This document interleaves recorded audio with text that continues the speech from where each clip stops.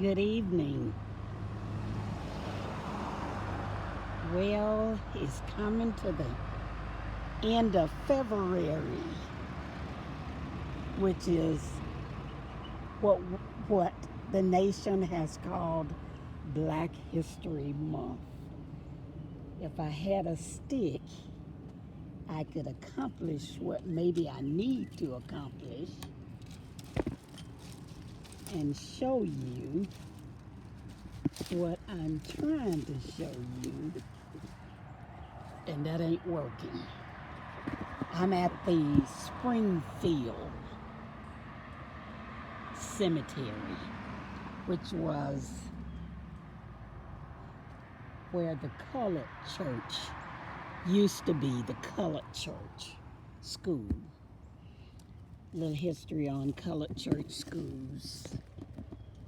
In Cobb County, we had 5 areas, I believe it was, in the history book of KSU that had Rose Garden Hill, the Roberts School. Ours was Washington Street Elementary down in Austell. It was 2 others, I think it was. Okay, but back in the days, when there were no elementary schools for black people, they went to what is known as the colored schools. Church schools is where they were educated at. And I'm in my great-grandfather's area of where that colored school used to be. I have sisters that were older than me. Now they are deceased, and I still got sisters older than me that are living. My oldest sister was 20 years older than me, Gwendolyn. Barbara was 19 years older than me. Sam was 18 years older than me. Teal was 17 years older than me. And so the list goes on. But I'm in the cemetery right at where the old colored school. The school was named Scott's Colored School. Where the children in this area, now we have the Northwest Library sitting over here, which at one time I thought the name was Scott's Library, Scott's Crossing, which would be appropriate. My great-grandfather, Reverend William J. Scotts, my granddaughter, Olivia Cater, had to do a project just recently, which is going to be a documentary on TV soon on some historic sites. And she had to really learn it too. She couldn't just half-step it. And this was one of the areas that Dr. Martin Luther King, 33 years after the death of my great-grandfather, name is listed on different things and stuff of history, especially during that time of desegregation in Georgia and Board of Education versus whatever state it was of that Board of Education. Mostly everybody know of the Brown versus Brown versus the NAACP, Roe versus Wade, however it was named. But my great-grandfather, Reverend William J. Scotts, who would be the great-great-great-grandfather of Olivia Cater, Ruby, and all of his descendants down to the 8th generation. Now we're even going into the 9th generation, you all. But for us, as Felker Ward Scotts, I want to call us that way. It doesn't matter what generation of family you are to us. We call it close. We don't believe in blood touching blood. We call it close. My great-grandfather donated land for this cemetery for the community. A black man or mixed American in 1854 through 1929 when he passed away. He's buried in here in all these woods somewhere. I see tombstones over here, right there. I see some right there. And you can see them in the woods. The two that I'm talking about some today is behind the vines right here, the kazoo vines, I think they call them. And you got two over here that you can see real good. But the two people behind these graves right here, especially that big one right here, is George and Pearl Strickland, some cousins of ours, Reverend William J. Scott's, okay, who died without any biological children. And those two people gave all of their money, belongings, to a scholarship fund for black students going to Morehouse, Morris Brown, Clark. And as you have seen on one of the articles that I posted, Dr. Martin Luther King was one of those students in the articles. He came out of Morehouse, or was at Morehouse doing that. He had to graduate because he was in a graduation class at Morehouse College. And Miss Pearl lived down the street from here. And the church used to be right here. Over 140 years, the building stood. My great-grandfather donated that land so that the church could be built on it. He donated this land. And when I think about history and I go back in my mind and I think about, I don't know no black folks that had no money then. Okay, 25 cents a day working, if it was that much, or a dime. To God be the glory that Miss Pearl and them, that scholarship fund still exists right today, okay, for black students to apply for that scholarship fund. I didn't know that my great-grandfather had 20 children. I did not know until Olivia and Xenophon had me doing all this study that a lady called Miss Ophelia, who was blind when they walked her in the tent right down the street here, at the end of this fenced, and Elder Willis Payton at the time, who at his death was Bishop Willis and Mother Geneva Payton, laid his hands on that lady, and that lady's eyes was open. Those that know and was there can attest to that story. That was a true story. Her eyes was open. I was 7 years old, somewhere in that neighborhood. I attest. She came in blind and walked out healed. Yes, in a pot-belly stove tent, where that he kept us in that tent for a few years in this Scott Crossing community. Didn't know that that was my great-granddaddy's daughter, Ophelia. Didn't know. that my Uncle Otis, who I've always called Uncle Otis because my mama said do it, was my great-grandfather's son. Miss Pearl Strickland. I've learned more history about these people than when I was younger and saw them living in the community. Didn't know that they were my kinfolks. Okay, but that's the way it was in those days. Children were not involved in adult conversations. Now, if you want to know something, go ask a child. You ain't even got to go ask a parent. Go ask the children, okay?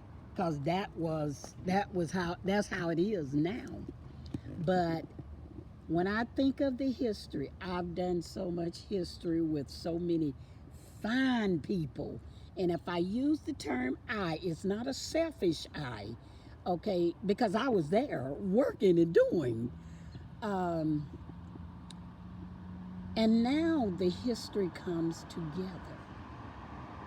That history of why a cemetery? Why a colored school? Why education? It was so important to them to think of a poor person leaving every dime of their money for you and for me.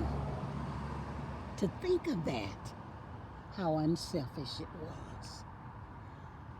And my appeal today, as I've looked at it, to MARTA, Southern Railroad goes along the tracks right behind us. Standards Concrete is right over the building, Circle K.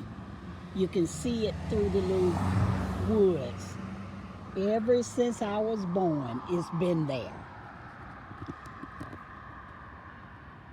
My appeal to the big wheels with a lot of money that can just take a few $100,000. And my son is available to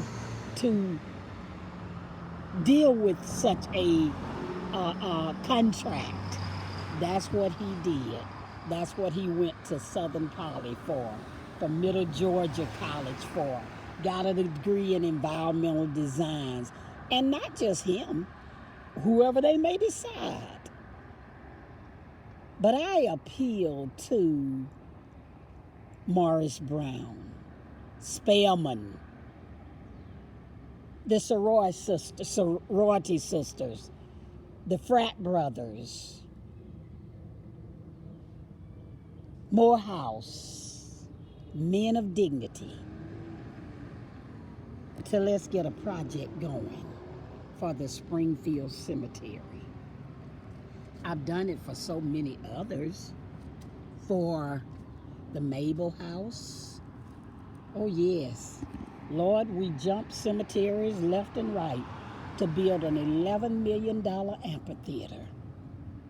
And here are the heroes, the sheroes, the ones that gave everything they had so that you and I could be educated. And look at the ruins that their graves sit up under. Look at the trees. That tree has been there as old as me. Look at it. Look at the graveyards. Look at the sites. Wouldn't it be beautiful to be able for the community and loved ones to walk through here and see, to walk through here and be able to come up on their loved one's tombstone. Yes. And be able to have new fencing around here. Not just a new fence because they wanted to sell the church building, which never should have been sold. Historic sites. Historic site. No. Never should have been done. but it was, and we move on.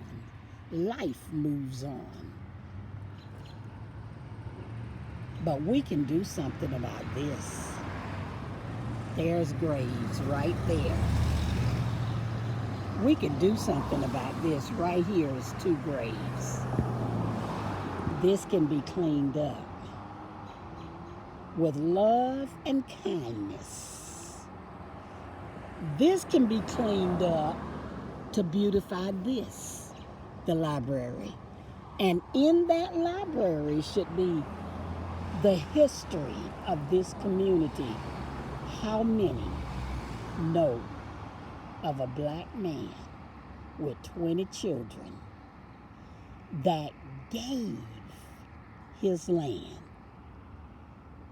donated it at one time at the Scott's Elementary School? They had it all over the history that he sold the land. And I began to ask for help in the investigation of the land, especially seeing Dr. King's name as through the civil rights, 33 years. The man died in 29, my great-grandfather.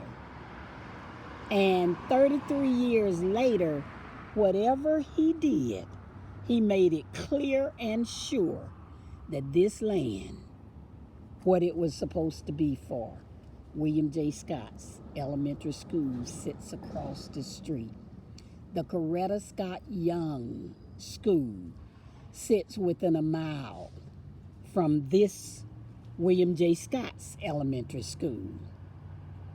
And to look at the death records and to see that, you know,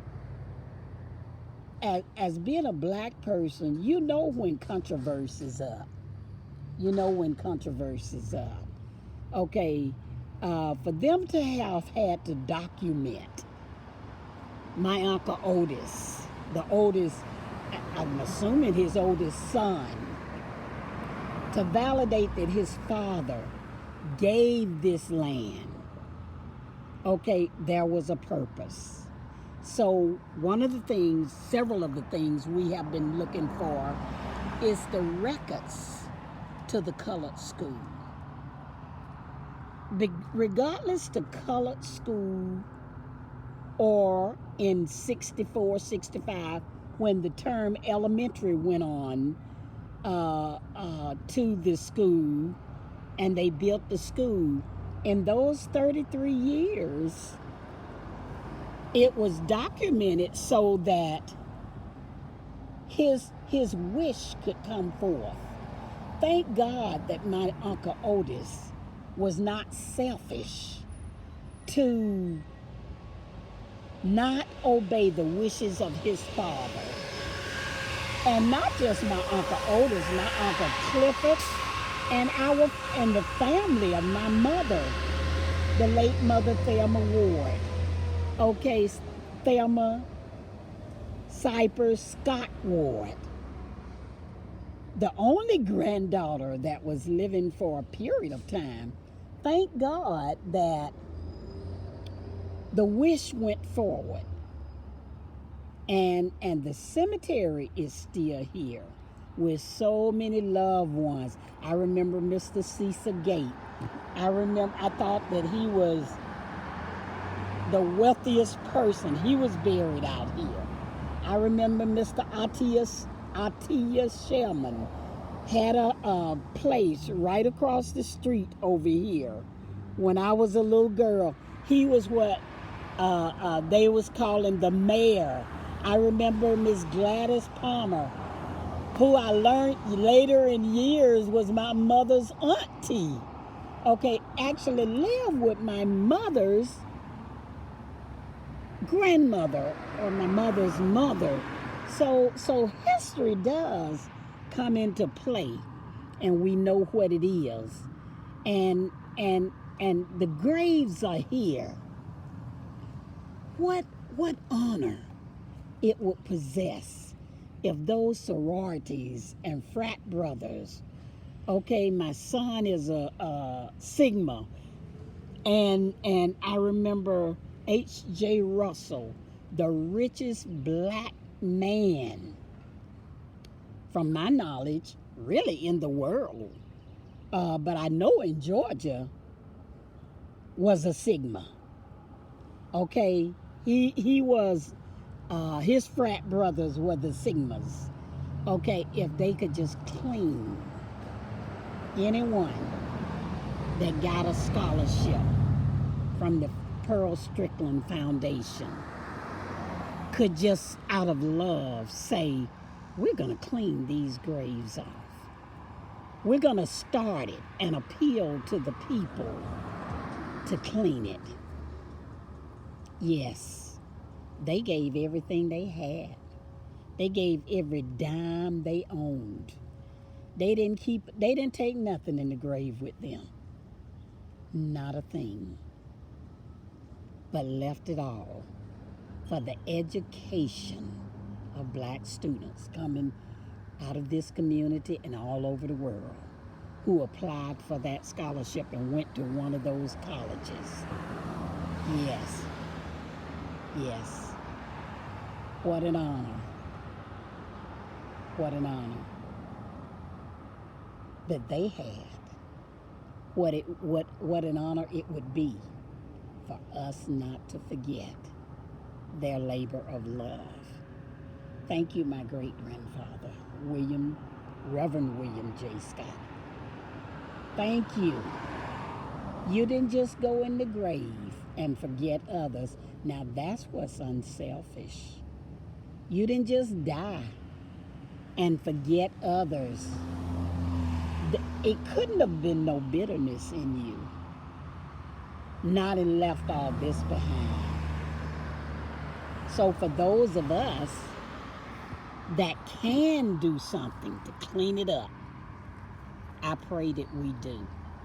For those of us that's got all those degrees, to the state of Georgia Cemetery and Preservation Committee, Commissioner Woody Thompson, before his death, he tried to help us to get a grant to clean this up. We had some conversation going with MARTA, Transit, and that board, and all of it just ceased. To clean this one up, Green Grove in Cobb County, with over 200 or 200 military graves. Yes. Yes. What an honor to be able to cut the vines down, those vines off of Pearl and George Strickland's graves, and clean the whole. It's not that, I guess it is big. It might be about 5 acres, a little bit more, of loved ones that are laying here under the ground. Thank you. Thank you, Dr. Martin Luther King Jr. Thank you, Coretta Scott King. Thank you, Miss Bernice McMurtry Scott. Thank you, Obadiah Scott. Thank you for being able to read those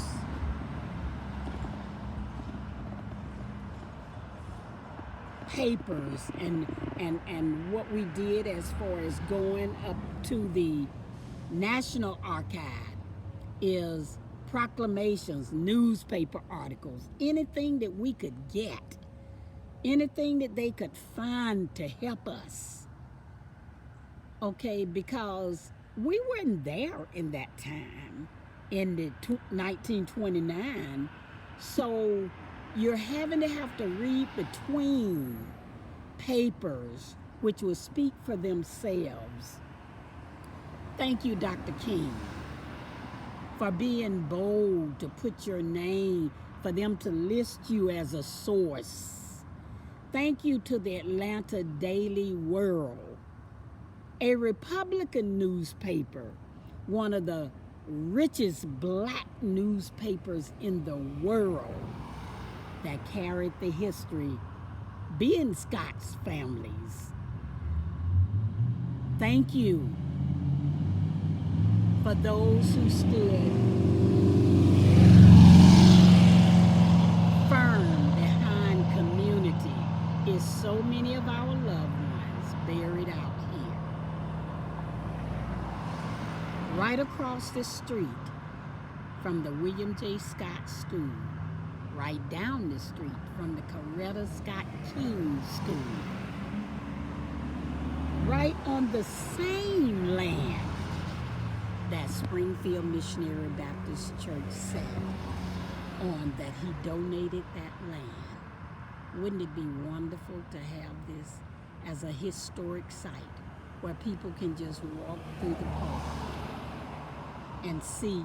You can't build on cemetery land, so we could beautify it. Yes, we could beautify it. Wouldn't it be beautiful for the churches to get involved? Wouldn't it be wonderful? So as Black History Month, but not Black History, comes to a climax for 2021, not an end, because Black history would never end. The suffering would never be forgotten. But through our actions, we can build up, clean up, put a historic marker here to make it a historic site. Yes. For the colored school. A lot of folks don't even know what colored schools were. Yes, the colored schools.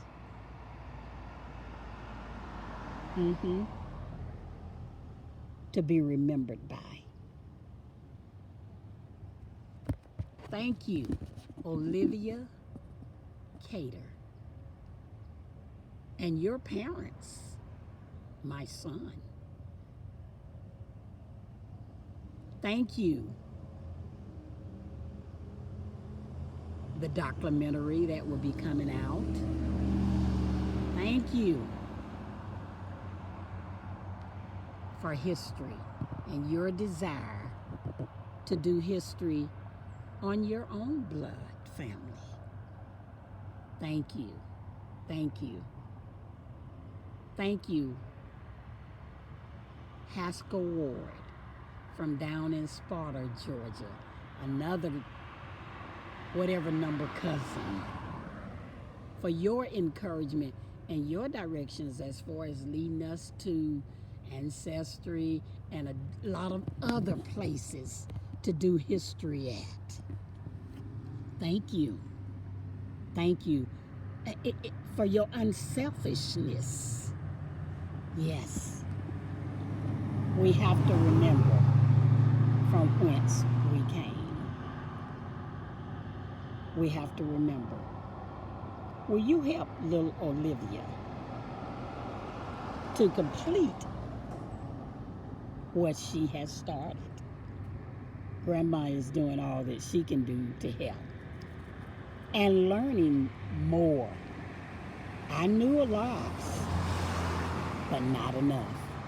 I'm learning more. If he had 20 children, let's go to my daddy. My dad, Samuel and Thelma Ward, had 14 children, 67 grandchildren, over 300, a little more or less, great-grandchildren.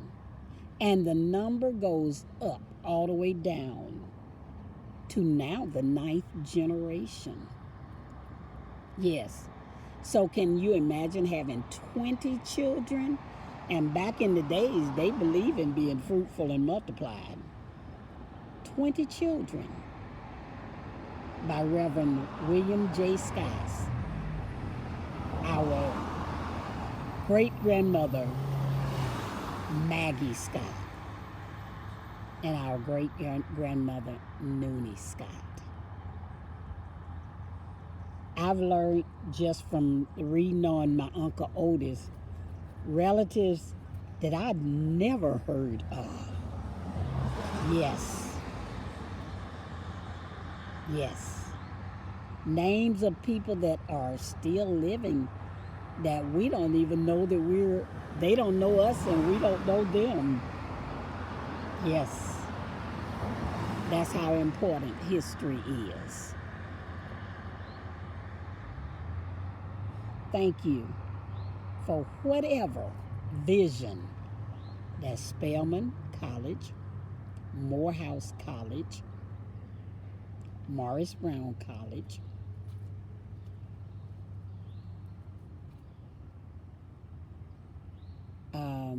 all of the black colleges in Georgia would do to make this project a success. God bless.